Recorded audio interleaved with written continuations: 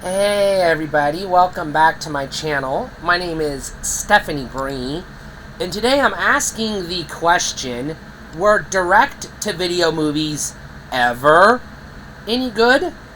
Now when I say direct-to-video, I'm specifically talking about the old school direct-to-VHS, home video, direct-to-DVD, like it was made to be shown on a VCR that you rented on a Friday night from your local video rental store. It was not expected to be well received. It was not intended to be released theatrically because they knew nobody would pay money to see it. That kind of deal.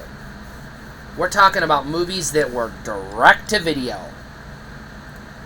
We're talking about every single one of the Puppet Master movies. A lot of your Leprechaun and Children of the Corn sequels, Hellraiser sequels, stuff like that.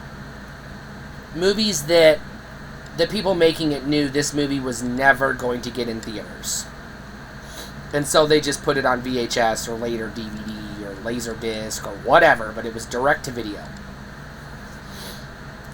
Now, I know there are a lot of people who like the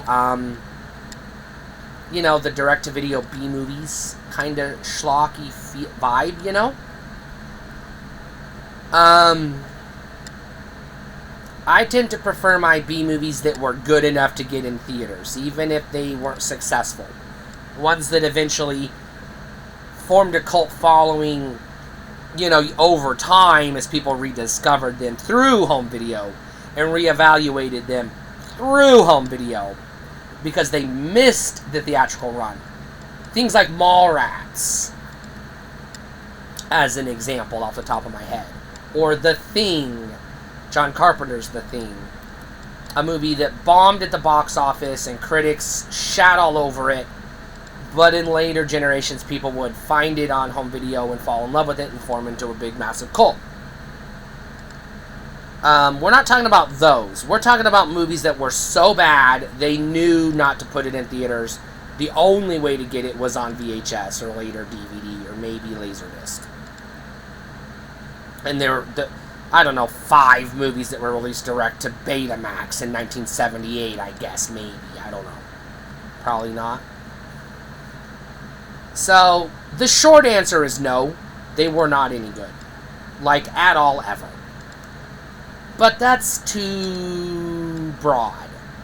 Because the more nuanced answer is they weren't good, but they did appeal to a certain demographic. The home video demographic. Excuse me. I gotta take a Tums real quick. My stomach is on fire.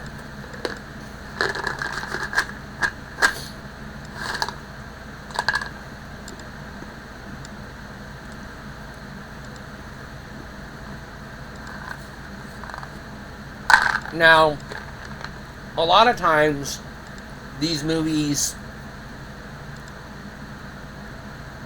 can be enjoyable if you set your expectations low enough to know what you're getting into.